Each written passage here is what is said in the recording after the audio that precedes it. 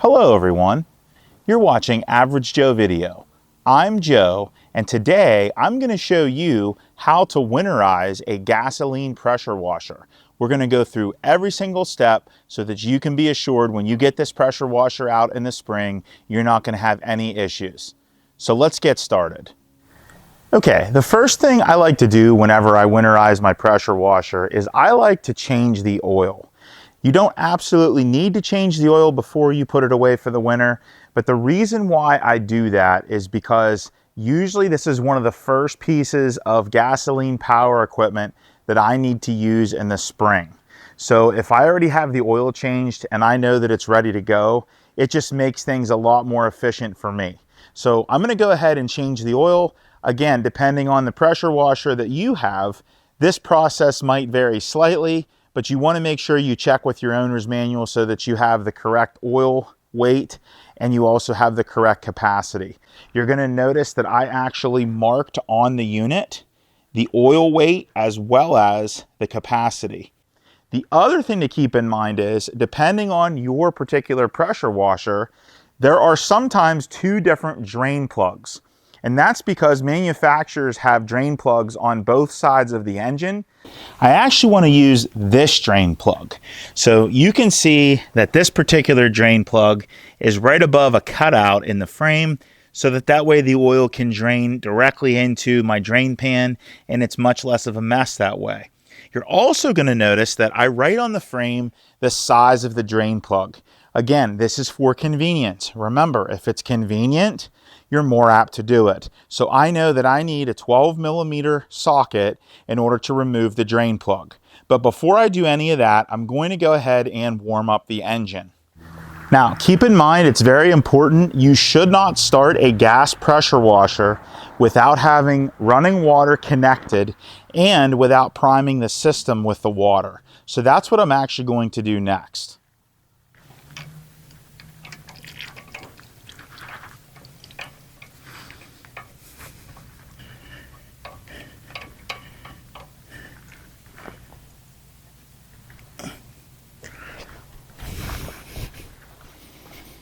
Next, I'm going to go ahead and turn on the water. Now, once I turn on the water, it's important that I actually prime the unit, and I can simply do that by squeezing the trigger in on the wand, and you will see a steady stream of water come out. Now, I was just using this the other day, so there's probably not as many air pockets in the system as there normally would be. Okay, so now it's time to give it a pull and get it started. On this particular washer, I need to make sure that the kill switch is on, and it is. I need to make sure that the fuel is on, and it is. And I also need to make sure that the choke is on in the closed position since it hasn't been started. So in this case, I like to squeeze the trigger to make pulling it a little bit easier. Keep in mind that as long as you are turning the crankshaft, you are essentially building pressure because the pump is running. So that means that you will have resistance. If you pull it once and you're not squeezing the trigger, then you're going to have to go back and release the pressure again potentially, or it's going to be difficult to pull. Again, every washer is a little different. This is what works for me. Just make sure that you have the one facing away from you whenever you're doing this. Okay, and I like to turn the choke off because I didn't need much choke at all. Now at this point, I'm going to allow the pressure washer to run for about 2 to 3 minutes or so. Just enough to get the oil warmed up so that it flows smoothly.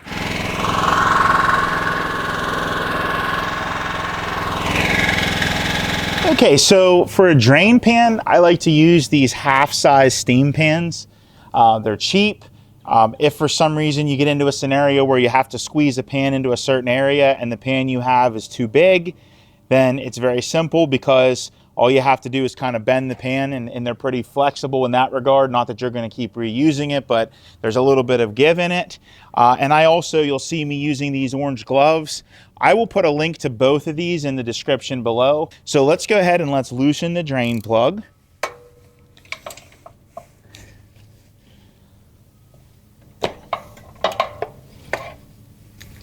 And once you break it loose, I generally will just loosen it this way then. And again, you want to be careful because obviously this is warm since we just ran the engine. There it is. It's actually not that dirty this time. We'll let that drain. And by the way, if you haven't already and you're enjoying this video, please give this video a like and be sure to subscribe for more videos just like this one. Changing the oil on these units is actually really simple, regardless of what brand you have. The most difficult part would be if you have a situation where the engine is mounted on a frame that doesn't really have a hole or an easy way for the oil to drain. So we'll let that go ahead and continue to drain. I'm going to just tilt the unit slightly just to get more to drain out, hopefully. But I think we've just about got all of it. Okay, now it looks like it is finished draining. I do want to mention that you will notice on the drain plug itself, there is a crush washer. So make sure that that doesn't actually, you can see that that's on here. Make sure that that doesn't stay behind and accidentally fall in the oil. Technically, Yamaha requests, or I should say specifies, that you should replace that every time you drain the oil.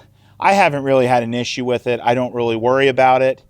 Okay, so I'm gonna wipe the area clean, like so. And then I'm going to reinstall the drain plug.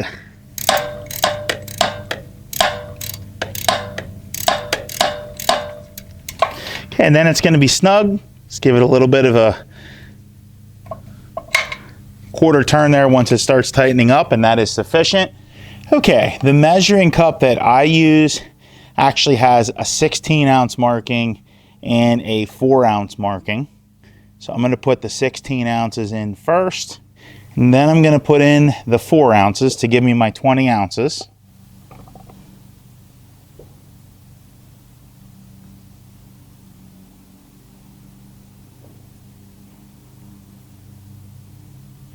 Now you're going to notice that when I take this out of the fill hole, you're going to notice that there's already a little bit of oil coming out. That's one other trick you can use. Typically on Honda and Japanese engines, the way that it's designed is if you fill it to that neck and it starts spilling out over, then you know that you're at the correct level. So when I take this out of here, there was a little bit that you could see coming out of there, but we're obviously going to check it with a dipstick just to make sure that it is correct. I mean, you can see, it might be harder to see on the camera there, but you can see the oil is right below the threads. So we know that it's full, but again, I'm going to still use the dipstick to check it. Make sure you pay close attention. Typically on Honda and Yamaha engines, you do not screw the dipstick in when you're checking the oil. So you're going to take the dipstick, you're simply going to push it in until it reaches the threads on the dipstick, and then you're going to pull that back out, and you can see obviously we're in the checkered area there. I know it's a little bit tough to see on camera because it's so clear, but again, you can see that it's to the bottom of the threads as well.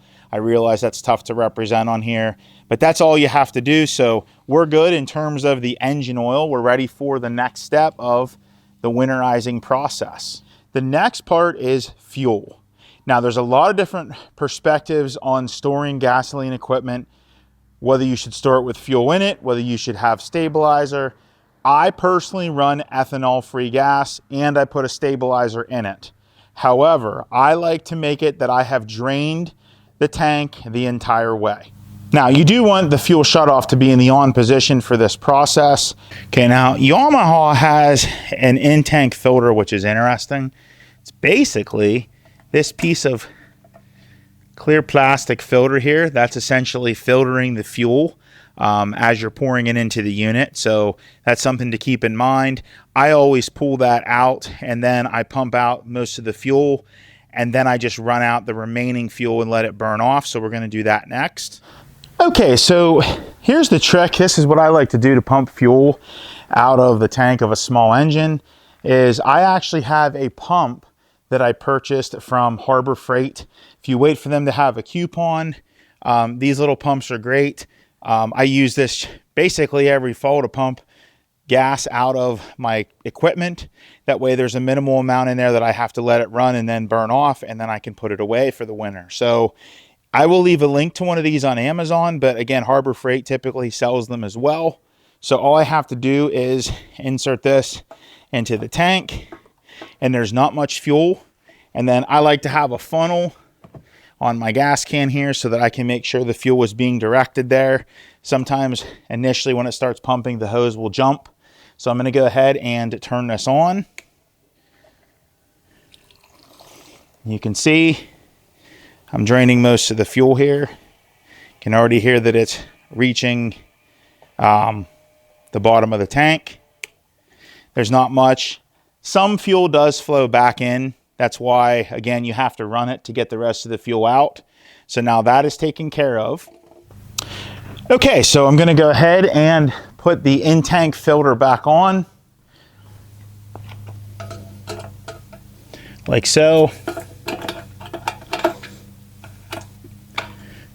Lock the gas cap back on, and now I'm going to run the unit until it shuts off, letting me know that the majority of the fuel has been burned off other than a very small amount in the carburetor, which I'm going to show you how to drain in just a second.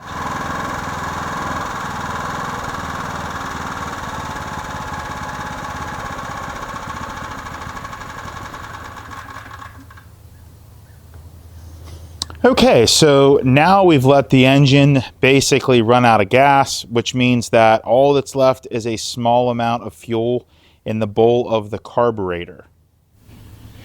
Okay, now your unit may or may not have this screw right here, which this screw right here is the drain for the carburetor bowl. Now I did place a pan under there, and then I'm going to dump that into the red fuel can that I had already set off to the side. So I'm going to go ahead and just loosen this, and you'll see that we get a little bit of fuel out of it. You don't want to back it off too far. There's a reason why they have a spring on there, is to kind of keep tension on it. You don't want to back it off too much, just let that drain, because there's not going to be very much fuel in the bowl. And that's pretty much it. So I can go ahead and tighten it. You can feel the screw actually stop then. You don't want to strip it out. And basically at this point, there is no fuel left in the unit. Okay, one thing I like to do then after I've drained the fuel is I do like to move the fuel shutoff to the off position. I always do that because I usually keep things in the off position whenever they're stored. So now the fuel is taken care of. We're ready to move on to the next step. Okay, the next step is to remove as much water as possible from the pump. You will see a lot of videos on YouTube that tell you to hook up an air compressor and to go through all of this extra work. It's actually quite simple. Make sure that the kill switch on your unit is in the off position. If you just ran it out of fuel, then more than likely it's still in the on position because the unit essentially died on its own and shut off. But you just want to make sure the kill switch is in the off position. And then all you're going to do is you're going to pull the starter rope. And when you do that, you're going to see water evacuate from the pump. So you can see I'm still getting some water. All right. And I like to give it a few pulls there. You can see that there's nothing else coming out, just a few little drips from the end itself. But initially, it was essentially spraying out of the pump. Now, what I'm going to do is I'm then going to use a pump protector. Okay, so a pump protector or a pump saver. Now, I have been using the Briggs and Stratton pump saver for quite a while. This can is actually almost empty. It's a much larger can. You're going to notice that on the other end is a fitting that screws right into where the garden hose fits onto the pressure washer, and that's what you want. So most of these cans that you buy that are pump savers have that fitting on there. So this particular brand is Briggs and Stratton. I've never had bad luck with any of the brands that I've used. Usually I use Briggs and Stratton, or I use STA-BIL brand. Just make sure that it's a pressure washer pump protector. So I will put a link to both of these items in the description on Amazon if you're interested in checking those out. But we're going to go ahead and finish up this particular process with the Briggs and Stratton. There should be enough left in this can for another treatment. First, we're going to go ahead and screw this end into where we screw the garden hose on the pressure washer.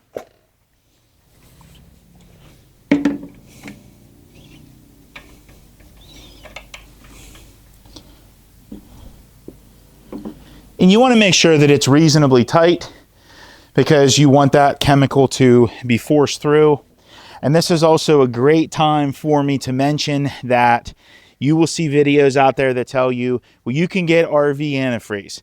And yes, RV antifreeze will work, but here's what you got to keep in mind. If you get antifreeze in the jug, you actually have to pull the starter rope while you're trying to get the antifreeze, while you're squeezing the bottle of antifreeze with the little adapter they give you then to squeeze that through the system.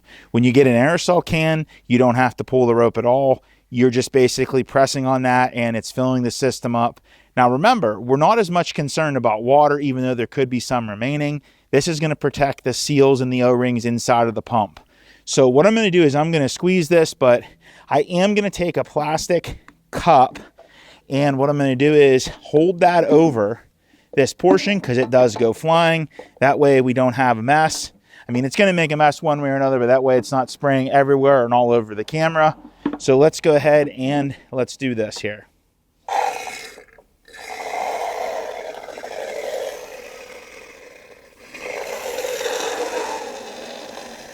And there it is. You can see that it's coming out of that, but that's all you have to do. And essentially it is winterized. I actually probably put a little bit more than I needed, but you really can't put too much in there other than the fact that you could be wasting it. So that's all there is to it, to actually winterizing the pump. Okay, now I mentioned earlier in the video that I was going to talk briefly about the pump. This particular pump is a CAT pump. And if you know anything about pressure washer pumps, CAT makes excellent pumps. This is one of the better brands of pump. Sometimes when you get a unit at a big box store, they'll put a CAT pump on them. But the CAT pumps actually have their own oil reservoir. So that red cap on the top is where you fill the oil. And there is also a drain on the very bottom of this where you can drain it out. You probably can see it a little bit. It is actually this black drain right there. And then there is also an oil level window. And basically you want the oil to be in contact with that red dot. Now, I just ran the pump, so obviously the oil is not all settled yet. But keep in mind that the pump oil does not really need to be changed that often. The initial recommendation for the pump oil is at 20 hours, which I did do that after the initial break-in, even though I'm sure I didn't have 20 hours on it. And then I don't think it's due for a pump oil change until 300 hours, which will take me quite a while. It does require specific CAT pump oil. That is something I do not go generic on. Okay, we are down to the last step of the process, and this is the step that I like to refer to as the fitting maintenance and the hose and the wand maintenance, just to make sure everything is finalized and ready for the winter. Since my particular unit has a quick connector, which a lot of them do, I like to use some silicone spray. The stuff that I prefer to use is actually this silicone spray by Blaster. Obviously, this is the company that makes PB Blaster. So we're going to go ahead and I'm just going to pull back on this quick connect. And I just want to soak the little bearings in there. And that way they stay freed up over the winter. The next thing that I'm going to do is take care of the wand and the hose as well as the nozzle at the end. I remove the nozzle from the end of the wand. I'm going to do the same thing here with the spray. I'm going to spray the end of that.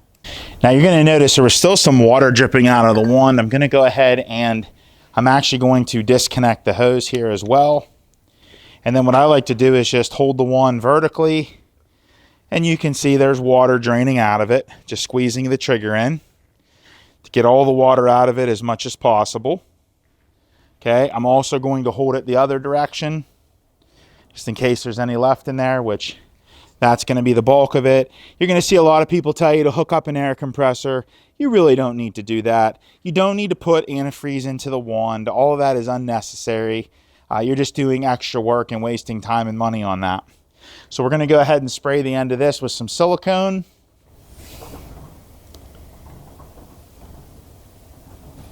Okay, next what I'm going to do is I'm going to just hold the hose up vertically.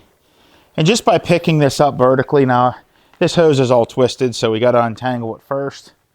Sometimes these can be a little bit of a bear to try to untangle, but we're going to make this work. And what I find is, as long as I do my best at holding this upright, then I can essentially get as much water out as I possibly can, which it seems like I've done that already, because it tends to come out of here very easily. And I know you can't see all that on camera because I have most of it out of there at this point. But there it is. So you do not need to hook up an air compressor. That's not going to be an issue. As long as you work at getting the most of the water out of there, you're going to be fine. Once again, I'm going to take this fitting, spray that with some silicone spray, make sure that that's worked in there. And last but not least, this is an organizational thing, but I like to coil the high pressure hose up for the wand and wire tie that to the unit. Then I always take the wand and place that on the holder like so. The last thing that I'm going to do is I'm actually going to wire tie the selectable nozzle to the unit. Unfortunately, this unit does not really have good storage options. The storage options, since this is a multi-tip unit that you could just select, while that's super convenient, I don't want to leave this in the wand over the winter. I always like that to be open, so that way it gives a chance for water to drain out, which is another reason why it's on the unit, so that it is angled downward. That way, should there be any water remaining, it should automatically just drain due to gravity. I don't have to worry about it. So I'm going to go ahead then and wire tie this to the unit.